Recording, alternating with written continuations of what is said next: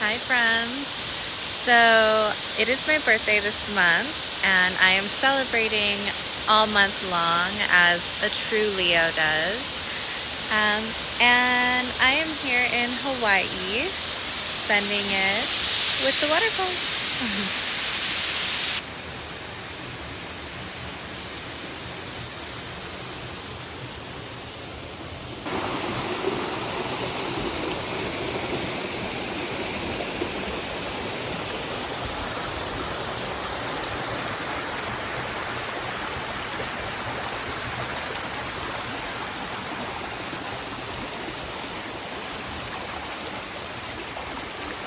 Oh my god, look at that, it's gorgeous.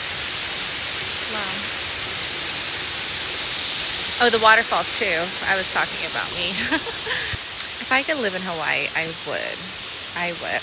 Everyone tells me I would get bored over time, but honestly, I love an easy, simple life.